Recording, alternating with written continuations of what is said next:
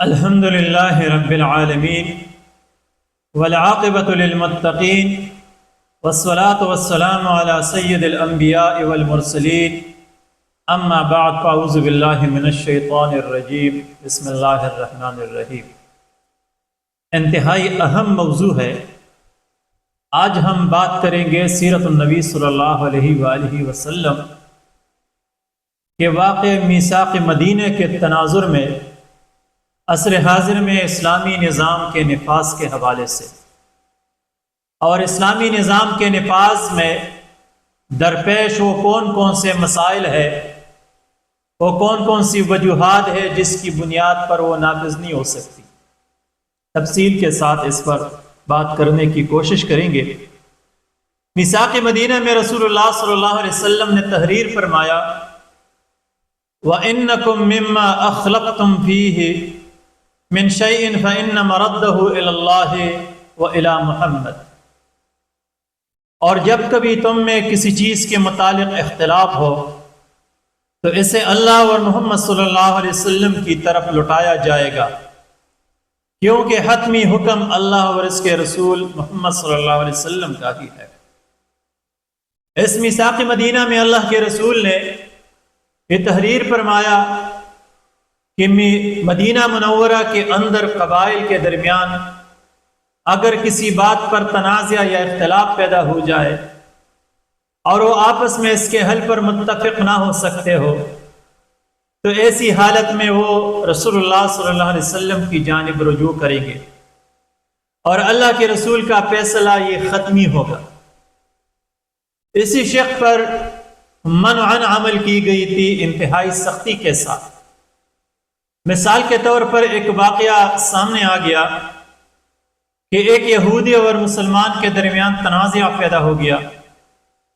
انہوں نے فیصلہ رسول اللہ صلی اللہ علیہ وسلم کے پاس لایا تو رسول اللہ صلی اللہ علیہ وسلم نے شواہد کے مد نظر فیصلہ یہودی کے حق میں کیا۔ وہ مسلمان نے کہا کہ جی میں اسے عمر فاروق رضی اللہ تعالیٰ عنہ کے پاس لینا چاہتا ہوں، تو یہودی سمیت وہ عمر فاروق رضی اللہ تعالیٰ عنہ کی خدمت میں حاضر ہو گئے۔ عمر فاروق رضی اللہ تعالیٰ عنہ کی خدمت میں یہودی نے عرض کی کہ جناب یہ فیصلہ رسول اللہ صلی اللہ علیہ وسلم کر چکا ہے، لیکن یہ مسلمان نہیں مانتا اور اس نے مجھے آپ کے پاس لے آیا۔ حضرت عمر فاروق رضی اللہ تعالیٰ عنہ گھر کے اندر چلے گئے، واپس آئے تو آپ کے ہاتھ میں تلوار تھی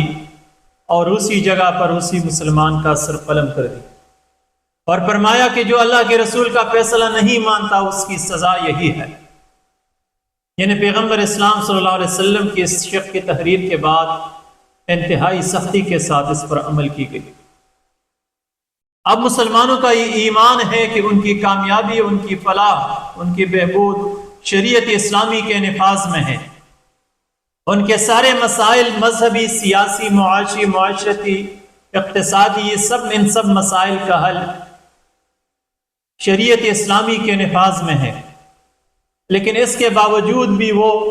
اسلامی نظام کے نفاذ میں ناکام ہے۔ وجہ کیا ہو سکتی ہے؟ اور اللہ تعالیٰ جل شانہ بھی قرآن مجید میں بار بار اسی بات کا ذکر فرماتے ہیں کہ وَأَنِحْكُمْ بَيْنَهُمْ بِمَا أَنزَلَ اللَّهُ وَلَا تَتَّبِعْ أَهْوَاءَهُمْ وَاحْذَرْهُمْ أَن يَفْتِنُوكَ عَن بَعْدِ مَا أَنزَلَ اللَّهُ إِلَيْكَ۔ فرماتے ہیں اللہ تعالیٰ کہ ان کے درمیان فیصلہ کرے ان چیزوں پر جو اللہ نے نازل فرمائی ہے،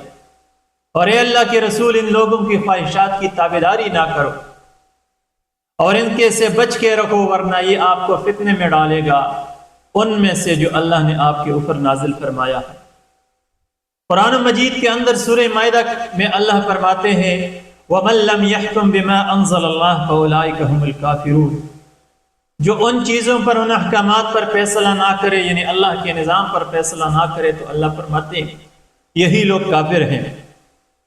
ایک دوسری جگہ پر ہے وَمَن لَّمْ يَحْكُم بِمَا أَنزَلَ اللَّهُ فَأُولَٰئِكَ هُمُ الظَّالِمُونَ وَمَن لَّمْ يَحْكُم بِمَا أَنزَلَ اللَّهُ فَأُولَٰئِكَ هُمُ الْفَاسِقُونَ، جو اللہ کے نظام پر فیصلہ نہ کرے، اللہ فرماتے ہیں کہ یہی ظالم ہے اور یہی فاسق ہے۔ ان واضح احکامات کی روشنی میں کے باوجود بھی اسلام کے نظام، اسلامی نظام کے نفاذ میں امت مسلمہ کمزور ہے یا ناکام ہے، وجہ کیا ہو سکتی ہے؟ حالانکہ اللہ فرماتے ہیں کہ یہی لوگ کافر ہیں، یہی لوگ فاسق ہیں، یہی لوگ ظالم ہیں جو اللہ کے نظام پر فیصلہ نہیں کرتا۔ کفر کے حوالے سے علماء کرام مفسرین لکھتے ہیں کہ وہ لوگ جو اللہ کے نظام کے مقابلے میں دوسرے نظام کو بہتر سمجھتے ہیں تو یہ کفر ہے، اور مجبوری کی حالت میں اگر کسی غیر کے نظام پر فیصلے کرتے ہیں تو یہ گناہ ہے لیکن کفر نہیں۔ ظالم اس لیے اللہ نے فرمایا کہ حق ہے اللہ تعالیٰ کے نظام پر فیصلہ کرنے کی زمین پر، اور لوگ دوسرے کے نظام پر فیصلے کرتے ہیں تو اللہ فرماتے ہیں کہ یہ لوگ ظلم کر رہے ہیں۔ اور فسق کے حوالے سے مفسرین فرماتے ہیں کہ بندہ ہونے کے ناطے یہ اللہ تعالیٰ کا حق ہے کہ وہ بندہ ہونے کے ناطے انسان اپنے آقا، اپنے رب کے حکم کے مطابق فیصلے کرے، لیکن وہ اس کے مطابق فیصلے نہیں کرتے، لہٰذا اطاعت کے دائرے سے نکلنے کی وجہ سے یہ فاسق کہلائے۔ اب ہم بات کرتے ہیں ان وجوہات پر کہ خصوصاً پاکستان کے اندر 78 سالوں سے یہ کوشش جاری ہے کہ یہ اسلامی نظام نافذ ہو جائے، یا اسلامی نظام کے نفاذ میں لوگ مختلف دائروں کے اندر مختلف سطحوں پر کوششیں کرتے ہیں، پھر بھی نافذ نہیں ہو سکتی۔ اسی طرح خلیجی عربوں کی ریاستوں میں ہم دیکھیں اسلام کے نفاذ میں ناکام ہے، اسی طرح پوری امت مسلمہ کو دیکھیں تو کمزوری ہے، وجہ کیا ہو سکتی ہے؟ تو پاکستان کے اندر اگر ہم مسائل پر نظر ڈالیں تو پہلے نمبر پہ لکھتے ہیں کہ بنیادی ضروریات کا حق۔ اس وقت ہم پاکستانی عوام کو دیکھیں تو روٹی، کپڑا، مکان کے مسائل ہے، صحت اور تعلیم کے مسائل ہے، روزگار کے مسائل ہے، لہٰذا بہت سے لوگوں کو 2 وقت کی روٹی نصیب نہیں ہے۔ معاشرتی مسائل ہے، لہٰذا ان مسائل کو دیکھتے ہوئے سوال یہ پیدا ہوتا ہے کہ کیا پہلے بنیادی ضروریات کو حل کرنا ضروری ہے یا اسلامی نظام کے نفاذ یا اسلامی سزاؤں کی نفاذ ضروری ہے؟ تو بنیادی مسائل یہ بھی ایک مسئلہ ہے اس ملک کے اندر۔ دوسرے ہم دیکھتے ہیں کہ ان بنیادی مسائل کو حل کرنے کے لیے معاشی، سیاسی، تعلیمی، انتظامی اداروں کو چلانے کے لیے بڑی مقدار میں اس وقت دنیا کی عالمی اداروں سے، ورلڈ بینک، IMF سے بڑی مقدار میں قرضے لی جاتی ہے، اور ان قرضوں کی وجہ سے یہ عالمی ادارے اپنی پالیسیاں نافذ کرتے ہیں، اور انہی کے مطابق داخلی اور خارجی پالیسیاں تعلیم کے حوالے سے، صحت کے حوالے سے اور انتظامی اور قانونی حوالے سے پالیسیاں وضع کی جاتی ہے۔ تو عالمی اداروں کی مقروض ہونے کی وجہ سے بھی اسلامی نظام کے نفاذ میں کمزوری ہے، لہٰذا جب تک یہ ریاست عالمی اداروں کی قرض سے چھٹکارا پا نہ سکے تو ان کے لیے اسلامی نظام کا نفاذ یا ان کی فیصلوں کے خلاف جانا مشکل ہے۔ اسی طرح ہم دیکھتے ہیں کہ اس ملک کے اندر مثال کے طور پہ ایک مضبوط ادارہ عدلیہ کا ہے،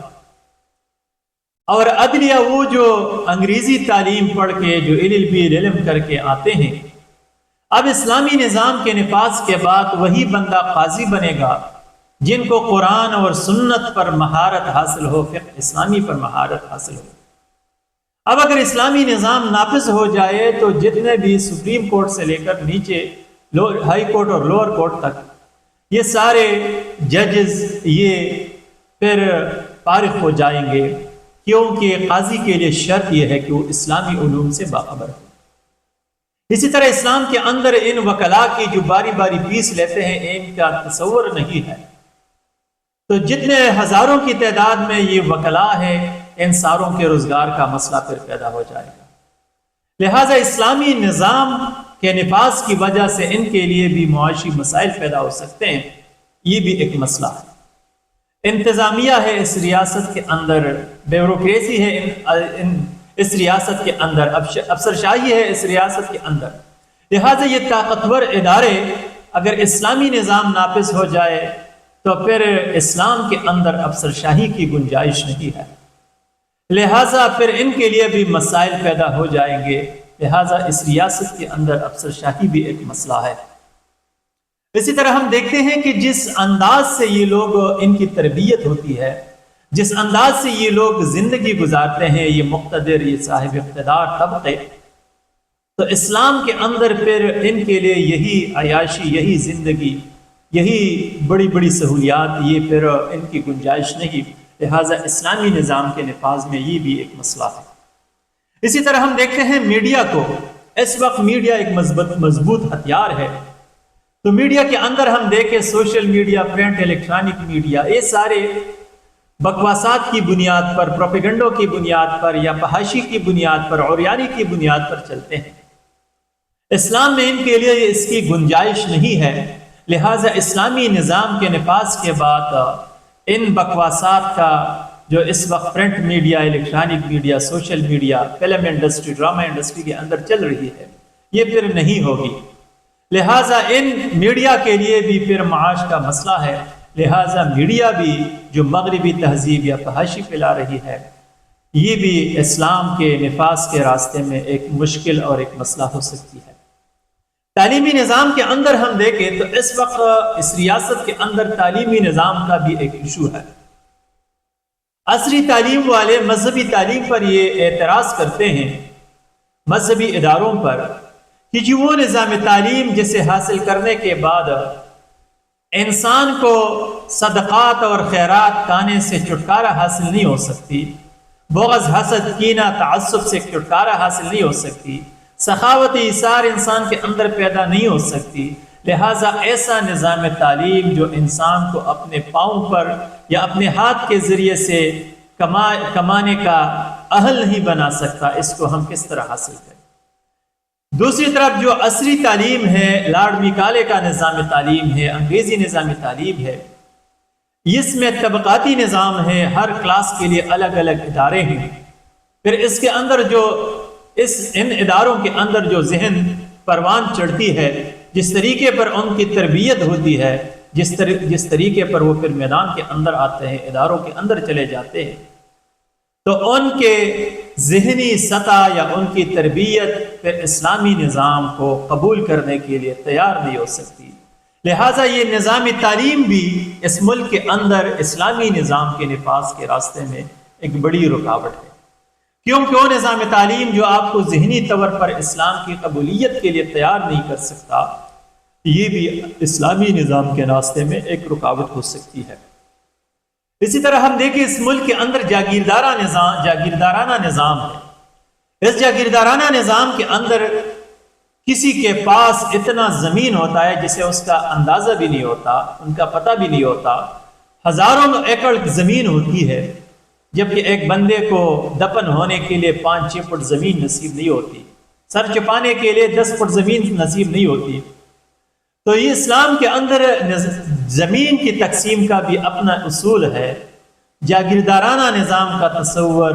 یا جواز اسلام کے اندر نہیں ہے، لہٰذا یہ جاگیردارانہ نظام بھی اسلامی نظام کے نفاذ کے راستے میں ایک بڑی رکاوٹ ہے، کیونکہ اگر اسلامی نظام ناقص ہو گئی تو اسی طرح ہزاروں ایکڑ زمین رکھنا اور فضول بے آب گیا یا اسی طرح بنجر رکھنا اسلام میں اس کے اندر گنجائش نہیں۔ اسلام کے اندر اسی طرح اس معاشرے کے اندر سرمایہ دارانہ نظام ہے، سرمایہ دارانہ نظام کے اندر آپ دیکھیں ہر بندہ آزاد ہے اس ریاست کے اندر، مارکیٹ کے اندر، کہ اپنی مرضی سے چاہے جتنا کمانا چاہے کماتے ہیں، جتنا منافع چاہے کما سکتا ہے، کسی پر کسی قسم کا قدغن نہیں، ہر اپنا من مانی کر رہا ہے، اپنی مرضی کے مطابق چل رہا ہے۔ زیادہ سے زیادہ اس ملک کے اندر بینکنگ کے اندر چند شعبوں میں کوشش کی جاتی ہے کہ سود سے پاک کی جائے، حالانکہ اس ریاست کا، اس ملک کا پورا نظام سرمایہ دارانہ نظام ہے۔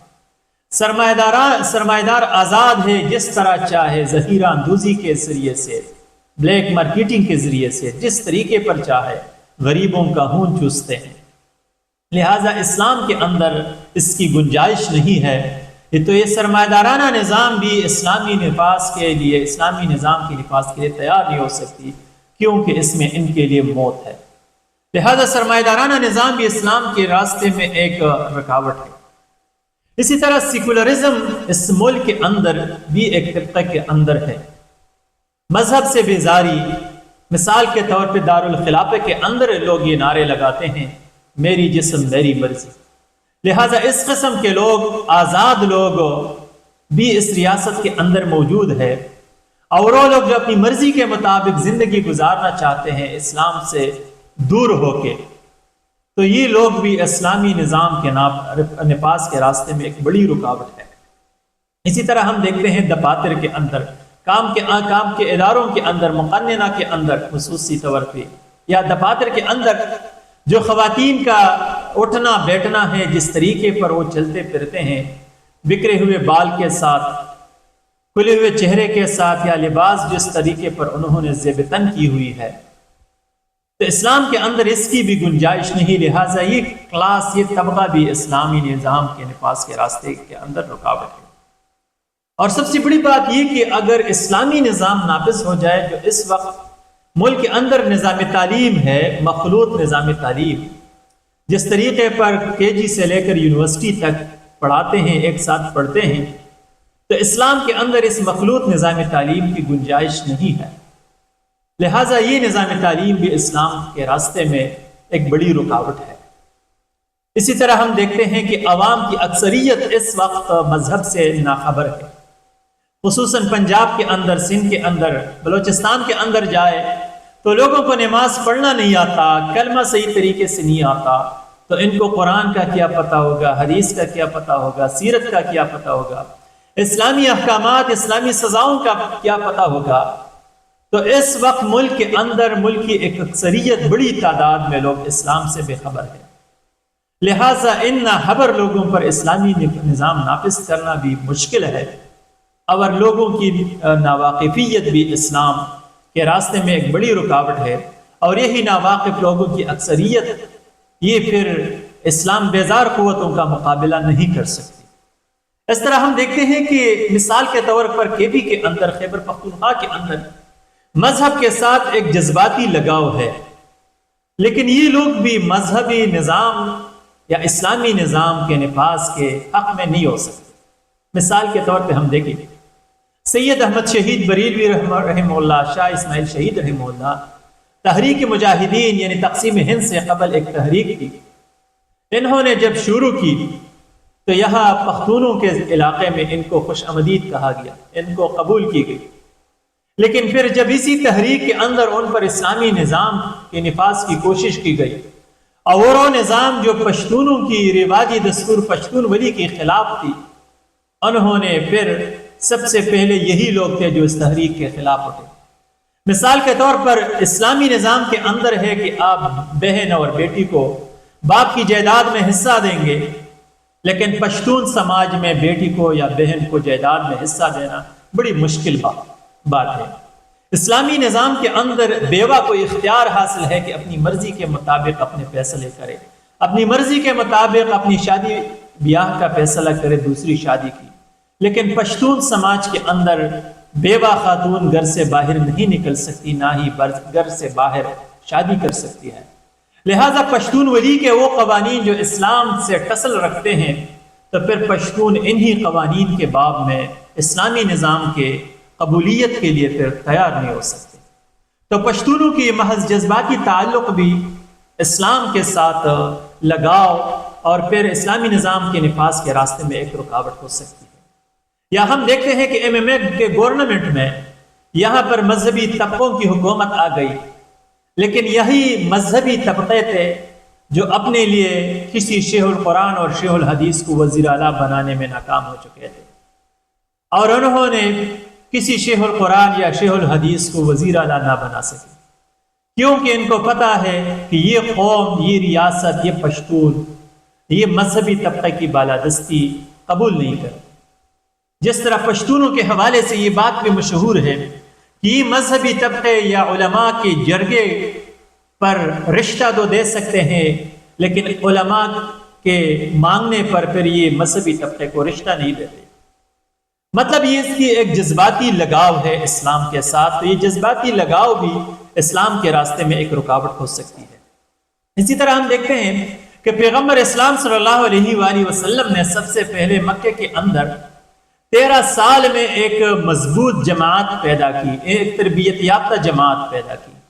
اور پھر مدینے کے اندر جب لوگ ذہنی طور پر تیار ہو گئے تو اسلامی نظام نافذ ہو گئی۔ اور پھر اسلامی نظام کے اندر ہم دیکھتے ہیں کہ زکوٰۃ بہت بعد میں فرض ہو گئی، 9 ہجری میں تقریباً،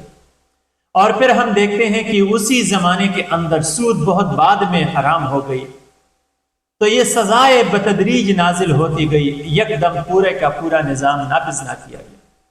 تو حکمت نبوی یا منہج نبوی اسلام کا یہ ہے، نفاذ اسلام کی تدریج کے ساتھ، حکمت کے ساتھ۔ اب پاکستانی معاشرے پر اگر نظر ڈالا جائے تو وہ معاشرہ جس کی ایمانی حالت آپ کے سامنے ہے، جن کے عقائد آپ کے سامنے ہیں، قبر پرست ہے، پیر پرست ہے، منجاور پرست ہے، اور ان کی ذہنی سطح آپ کے سامنے ہے، جن کی نظریاتی لیول آپ کے سامنے ہے، اخلاقی لیول آپ کے سامنے ہے، جو ملک مذہبی، معاشی، اقتصادی، اخلاقی اعتبار سے، سیاسی اعتبار سے ان کی یہ حالت ہو تو کیا اس فاسد معاشرے کے اوپر اسلامی نظام نافذ ہو سکتی ہے؟ لہٰذا یہ فاسد معاشرہ بھی کیا اس کا متحمل ہو سکتا ہے کہ اس کے اوپر اسلامی نظام نافذ ہو جائے؟ لہٰذا یہی وہ مشکلات ہے، یہی وہ مسائل ہے، یہی وہ حالات ہے، یہی وہ چیلنجز ہے جن کو دیکھتے ہوئے کیا اسلامی نظام اس معاشرے کے اندر نافذ ہو سکتی ہے؟ اب تک اسلامی نظام کے نفاذ کے حوالے سے جو کوششیں کی گئی یا لوگ کوشش کرنا چاہتے ہیں کہ جی اسلامی نظام نافذ ہو جائے، تو ان میں ایک طبقہ یہ ہے جو طاقت کے ذریعے سے انقلاب لا کے، عسکری طاقت کے ذریعے سے انقلاب لا کے اس ملک پر اسلامی نظام نافذ کرنا چاہتے ہیں، اور آپ دیکھتے ہیں کہ وہ طاقت ایک ناکام ہو چکی ہے۔ طاقت کے ذریعے آپ اسلام نافذ نہیں کر سکتے۔ ایک طبقہ ہے جو سیاسی انقلاب کے ذریعے سے، یعنی اونٹ کے ذریعے سے اقتدار پر قابض ہو کر اسلامی نظام نافذ کرنا چاہتے ہیں، اور اس کے حوالے سے بھی آپ دیکھتے ہیں کہ یہ لوگ بھی ناکام ہو چکے ہیں۔ محض اب یہ لوگ صرف مذہب کی نمائندگی کر رہے ہیں، مذہب کی یہ لوگ صرف مذہبی ریپریزنٹیشن کر رہے ہیں، نمائندگی کر رہے ہیں، باقی اسلام کا نفاذ اونٹ کے ذریعے سے بھی یہ لوگ ناکام ہو چکے ہیں۔ ایک طبقہ یہ ہے کہ وہ معاشرت اور سیاست کے میدان میں فقہی احکام سامنے لاتے ہیں، اس میدان میں کام کرتے ہیں، لیکن ان کے پاس ایمانی یا عقائد یا اخلاقی تربیت کے لیے ادارے نہیں ہے کہ پہلے اس قوم کی ایمانی یا عقائد کے میدان میں یا تربیت کی جائے، تربیت کے میدان میں تربیت کی جائے، پھر یہ ان لوگوں کی معیشت، معاشرت، سیاست خود بخود ٹھیک ہو جائے گی۔ تو یہ لوگ بھی ناکام ہو چکے ہیں جو بنیادی تربیت کی بجائے محض معیشت، معاشرت اور سیاست پر توجہ دیتے ہیں۔ اسی طرح ایک طبقہ اس ملک کے اندر یہ بھی ہے کہ وہ محض وعظ و نصیحت کے ذریعے یہ چاہتے ہیں کہ انقلاب آ جائے، لوگوں کی انفرادی اصلاح ہو جائے، اور پھر اس انفرادی اصلاح کی بدولت پھر یہ لوگ معاشرے میں اصلاح اور پھر اسلامی نظام کے نفاذ کی راستے ہموار کریں گے۔ لیکن ہم دیکھتے ہیں کہ یہ لوگ بھی ناکام ہو چکے ہیں، کیونکہ اس وقت معاشرے کے اندر مادی مسائل ہے، برائیاں کثرت سے ہیں، لہٰذا یہ مادی مسائل، ان برائیوں کو ختم کرنے کی بجائے محض وعظ و نصیحت سے انقلاب لانا، اس کی بھی گنجائش نہیں۔ اب اسی طرح ہم دیکھتے ہیں کہ معاشی نظام میں بعض لوگ کوشش کرتے ہیں کہ جی بینکوں کی اصلاح ہو جائے تو معاشی نظام بہتر ہو جائے گی اور اسلامی نظام کے نفاذ کے جانب یہ ایک قدم ہوگی۔ لیکن ہم دیکھتے ہیں کہ پورا معاشی نظام سرمایہ دارانہ ہے، پورا معاشی نظام برباد ہے، محض بینکوں کے چند پہلوں پر کام کرنے سے یہ نظام ٹھیک نہیں ہو سکتی۔ خلاصہ کلام یہ کہ پاکستان کے اندر خصوصی طور پر 78 سال کے اندر ہم دیکھتے ہیں کہ بے شمار مسائل ہیں، ان مسائل کے ہوتے ہوئے اسلامی نظام کے نفاذ کی امید رکھنا بڑی مشکل ہے۔ محض اونٹ کے ذریعے سے انقلاب لانا یہ بھی ایک کوشش ہو سکتی ہے، لیکن مسائل کا حل نہیں۔ تو اب کیا ہوگا؟ اب مسئلہ یہ ہے کہ ان مسائل کے ہوتے ہوئے اسلامی نظام کو منوعاً نافذ کرنا مشکل ہے۔ کوشش یہ ہونی چاہیے کہ جس ریاست کے اندر ہم رہتے ہیں تو ہم انتہائی آزادی کے ساتھ شعائر اسلام پر عمل کر سکتے ہیں، اسلامی احکامات پر عمل کر سکتے ہیں۔ اس ریاست کے اندر ہم آزاد ہیں کہ اسلامی کاروبار کرے، اسلام کی پرچار کرے۔ ہمیں کسی قسم کے مشکلات نہیں ہے اس ریاست کے اندر۔ کوئی بھی بندہ علی الاعلان گناہ نہیں کر سکتی، کوئی بھی بندہ علی الاعلان شاعر اسلام کی مخالفت نہیں کر سکتی، اسلامی احکامات کی مخالفت نہیں کر سکتی۔ یعنی ہم آزاد ہیں، تو اس آزادی سے فائدہ اٹھاتے ہوئے ہم اپنے استطاعت کے مطابق بس اسلام کے لیے یا اسلامی نظام کے نفاذ کے لیے کوشش کریں۔ محض ایک طبقے جو اسلام کے لیے کوشش کرتے ہیں نفاذ اور دوسرے طبقے کو اچھا نہیں سمجھتے، یہ بھی غلطی کر رہے ہیں۔ بس جو بھی بندہ اسلام کی خاطر جو کچھ کر رہا ہے یہی بہتر ہے، اور یہی اجر و ثواب اللہ تعالیٰ اس پر عطا فرماتے ہیں۔ رب کائنات سے دعا ہے کہ اس ریاست کے اندر ہمارے ان مسائل کو حل فرمائے اور ہمیں اسلامی نظام کے نفاذ کی نعمت سے منور فرمائے، بہرور فرمائے۔ وآخر دعوانا ان الحمد للہ رب العالمین۔